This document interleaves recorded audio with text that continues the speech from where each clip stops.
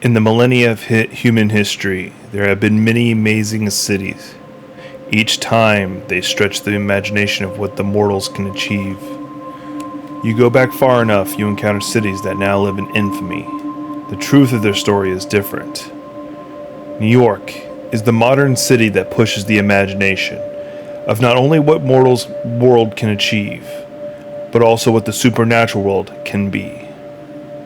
It is the world capital of relations between mortals and the supernaturals. In the city that never sleeps lives every type of creature that normal people would call monsters. With every crossroad, a demon or a devil can show up to make a deal. And in any club or bar, you can even encounter a pack of werewolves or a group of vampires, and you would never even know it. This city with the lights that are forever on has darkness hidden in the world. It is not unique in this, but as the capital, it is the place where the veil is both at its thickest and thinnest. The veil protects those who are unaware of what could hunt them, as that is the law. As with any government that has its laws, requires people to enforce those rules. Enter the Wardens, enforcers of the laws and experts at killing, if necessary, supernaturals. It is not a job one works from 9 to 5. It's a life. Not only must a warden always prepare to defend themselves, but they will most likely die on the job. Few members live past the 6-month marks. Once they make that benchmark, their life expectancy skyrockets. In a somewhat darker part of New York, there are a series of warehouses. Warehouses that should be condemned is one of the 2 newest members of the Wardens. His name is Nick. And the other newest member of the Wardens is his partner, Alexandria, or Alex as she prefers. He finds himself in this dark and dilapidated part of the city, hunting a monster. Details of this monster are not well known for this man. All he knows is that it has taken children, and he is sure that it has a physical body. Bullets will work on it. He also has a lead from his partner that it uses a specific warehouse to rest and eat. On his headset is the voice of his partner, and her caring voice is warning him of the problem with his plan. Nick, you do not know the origins of this creature. You do not know if your bullets can hurt it. Her voice was flooded with concern for this man she knew little of. It also had the annoyance like a mother arguing with her child. Bullets blessed of iron, his voice near motionless. Most of his mind dedicated to the task at hand. I'm also carrying a backup shotgun with rock salt in case any form of ghost or vengeful spirit. In his mind, the blessed iron would wound or kill any chaotic demon or bloodthirsty vampire. If it was a mage who bent on mayhem, they would still do their job as bullets. Nick's weapon loadout might have been a burden to some. Not for him. With his lean and muscular build, he not only could carry it, but move it easily. His main firearm being an old service pistol, model 1911, which fires a powerful 45 caliber rounds. A few magazines carried on his belt, and his shotgun had been sawn off for easy carry, with a holster for it on his back for quick access. Before he had become a warden, he had trained in guns and could kill just about any mortal creature that he met. That did change when the veil ripped from his eyes and he met his first creature that his weapons could not kill. I'm telling you, Nick, you need to come back here to the library and help me research on how to kill this creature. Her tone annoyed him. Although he understood she was worried about his welfare. She also knew this and was not offended when he hung up. Her only concern is that those might have been the last words they exchanged. On his wrist was an electromagnetic detector, something she had made for him so that he could look at it while holding his gun in the firing position. He didn't understand how, but he did understand the why. It would allow him to detect the creature. Spirits and a few other creatures exist on the same plane as us. They exist on the different frequencies, so we generally cannot interact with them unless they want to. They do have a field of energy that surrounds them and is detected as they shift planes. Weapon at the ready, that showed off his years of experience with guns, he moved towards the building, checking every corner and every possible opening as he made his way to the warehouse. The limited light around him helped him see, but did cast long shadows that may interfere with this hunt. In the city of New York, Alex sits in the library of the University of Eldritch, continuing her research into what may be taking the children. Being a student at the school allows her access at any hours. Being an engineer made her a permanent fixture. Only now she is finding sections of books that she never knew existed before. It was here that she found the first book that told her to look for the energy readings. The problem with the books is that the conflicting information. Some of the ancient first editions conflicted with later accounts. Books whose authors come from different experiences have completely different information at times. She was a student of science and she preferred to read something more grounded in facts. All these books seemed to constructed about theories. They're all built on other theories without first proving one thing or another. It's all giving her a headache. Another part of science research she missed is the ability to do an internet search of the topic. So instead she sat next to a stack of books. Some she had dusted off before reading. The print was sometimes varied between pages or even paragraphs. This is not to mention the many handwritten notes on the sides of the pages. Were they contributions or just muddled ideas? She had been reading for more than 5 hours, and her headache only seemed to get worse and worse. With her communication with Nick cut off, then nothing she found at the moment mattered. So a break became required. She decided surfing a few social media feeds might unwind her nerves. This investigation had them twisted. Good timing, too, as a new friend named Empire Hacker seemed to want to talk to her. Back at the warehouse, Nick had finally reached the rusted-through door that was the main entrance. The other ones were massive doors meant to accept larger trucks. Opening those would draw way too much attention. This door was heavier than it should be. The rusted hinges made far more noise than he wanted, but nothing stirred when he finally entered. The inside was pitch black, and that meant he had to turn on the light that was on the back of his handgun. It was a red light that did two things. The first was it helped him see without ruining his night vision. The other was, unfortunately, it made the warehouse even more sinister looking. It did reveal crates, both stacked and collapsed, with some barrels in similar state. Nick was careful on his approach, doing his best to make sure there were no openings for something to sneak on him. This task would have been easier if he had a more combat-proficient partner. Instead, he got a bookworm that refused to go here with him. When he got done with this task, he was going to have to see about getting a new partner. There was one light on in the building, which was not impossible considering the building had power. This was something that should not be in an abandoned building. It's possible that the light was nothing more than a diversion from what he was hunting, so he kept his eyes on the shadows anyway. Although he doubted what he was fighting would have a gun, he still moved from cover to cover as well, something of an old habit. As he got closer to the light, he discovered that there were two sources of the light, and the room was something of an office. One light was yellow in nature. This was something you would see from an old bulb, and the other was something like a white light. Before moving to look in, he paused his approach to figure out what the other source might be. The only thing he could place it was an old black and white TV screen. Whatever was inside was what he was hunting. His energy scanner was picking something up. It was his digital reader, and the numbers was giving off was the same as the homes of the missing children. Moving, he was able to make his approach while avoiding hitting any of the barrels and other debris on the ground. Slowing his breathing, he made the final approach to the door. The door to the office was gone, or had rotted off long ago, so as he placed himself to the left side of the empty frame, he got a good look into the office.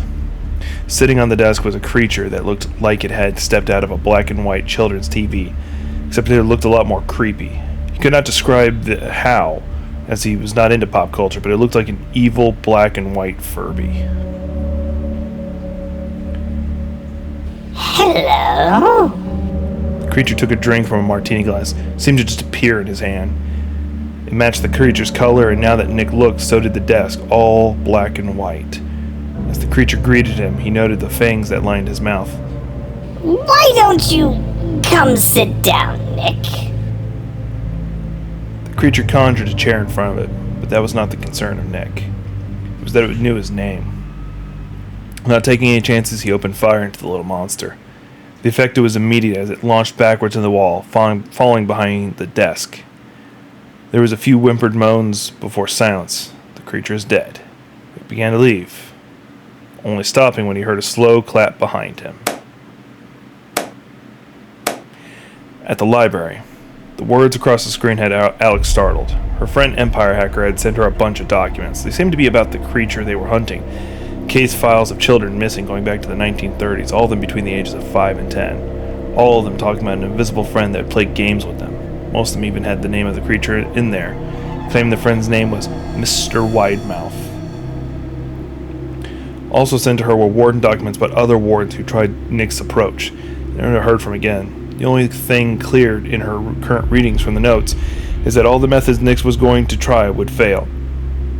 Now she had a name, and now she knew that she could use the internet to further search. The biohacker had given her a few forms to check out. Whoever the guy was, she owed him a drink, at least, for this. For it felt like the 100th time that she researched, she hit the redial button phone. She was trying to reach her partner, and it would immediately go to voicemail. Either his phone was broke, or he's in a place with no signal. She didn't know the man, but his life depended on her reaching him, and he could use her help right now. My name is Mr. Widemouth. And that was very rude of you. I offer you a chair and you shoot me. What did you do to the children? The voice was coming from all the speakers. It occurred to him hiding was pointless right now.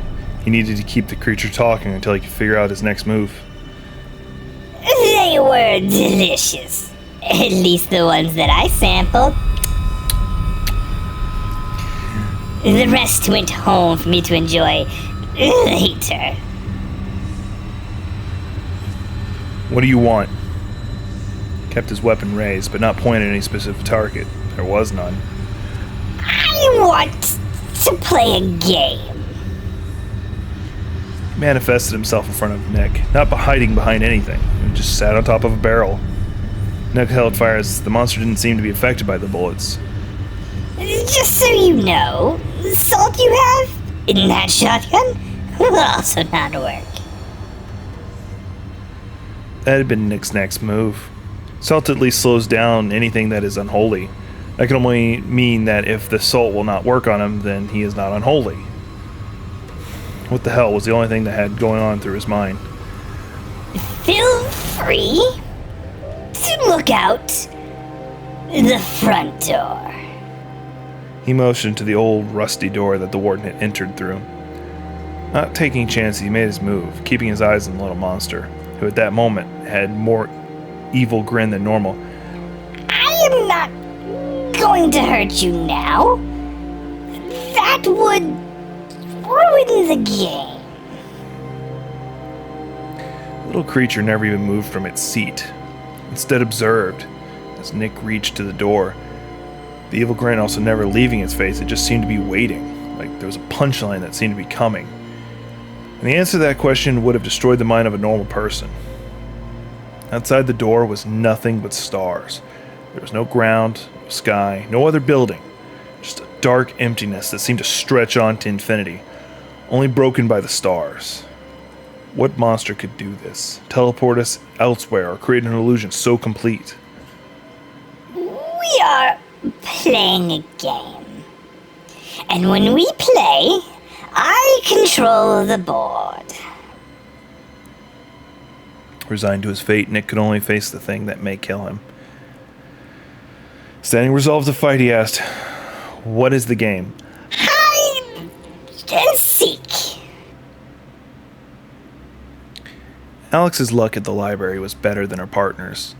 Now with the knowledge that there were websites that had information she was looking for, she could query it quicker than she could search ancient tomes. There was still conflicting information. She had to resist falling into reading about creatures that were not about this case. That would be for another time. The creature was old, but did not seem to be active until recently. For over 70 years, stories of the creature appearing in a home, then abducting the children. Fitting in the previous police report, the age cap is usually around 10. They also speak about playing games with this Mr. Widemouth. What was new was reports from previous possible survivors. In these stories, the kids spoke about being unattended by their parents, not having any friends nearby. The earliest reports, the kids found themselves listening to the radio. Later ones, the void was filled with television. First, he would talk with them only, playing word games or singing with them. This period was longer during the time of radio. It became quicker when television became common. When he would make his first appearance, it was out of a radio or a television. Later appearances did not need the electronics, he would just fade into existence. The few accounts that have him targeting adults is ones that interfered with his games. The few cases are when a parent or older child or a warden became involved. The games at first were common games. They played hide and seek or something along those lines. He only changed the nature of how they played from harmless to sadistic. Games of catch went from using a ball to using knives. The survivors had stopped at that point with minor injury because they were too timid to play the games. Sometimes an arm or a leg of the child that went missing was found, but never a whole body. An older warden suggested the possibility that they were being abducted. That might lead to the clue of what kind of creature he is, though no one had finished the thought on what he is. He was expelled about 20 years ago. How? Not included in the notes, nor by whom. Now it became a matter of cross-referencing what creature had these kind of traits. Nick wished he was in the same situation as Alex. He was creeping through a near total darkness away from where he last saw the creature as Mr. Widemouth, who had given him one close call so far. Instead of attacking him, though, he seemed to walk away whistling. Darkness had given him one important advantage. It was quick to reveal the monsters glowed in the dark. It was reminiscent of someone leaving an old TV on. This gave him plenty of warning when the creature was coming. I can hear you. His voice boomed through the speakers that Nick was not sure was there before. This brought any forward movement to a halt. As Nick surveyed where the mischievous creature might be, the pistol was useless, but more out of habit he kept it drawn and pointed. He had been rounding a corner which led to another forbidding hallway when the speaker went off. Instead of moving forward, it seemed to be a better strategy to circle back. That idea was cast aside as Nick almost walked into a wall that was behind him. It had not been there before. Looking back to the path that he was going to travel, it was another wall. It was no longer in a hallway, but in a room that seemed like a closet. Mr. Widemouth never told him the rules, but changing the world around them seemed to be a part of it. Nick hid behind some boxes, started to list the abilities the monsters seemed to have so he could figure out how to survive this. Beyond the environment and changing, it also showed teleportation. Where it was had nothing to do with where it might end up. The speaker trick was also new to him, but was not unexpected. Everything about this creature screamed something from an old television show. Other than talk through them, what else could it do with electronics? Was his electronics safe, or was it something he had to attune to? Maybe something that was part of the building as needed. Sitting there was not going to answer any of these questions, so instead he had to move. The darkness still engulfed the area, only trained reflexes and limited night vision let him move. This was feeling like a dungeon. Each step was taken as careful as possible. Not only due to the abyss around him, but because the now metal floor beneath him was rusted and hollow.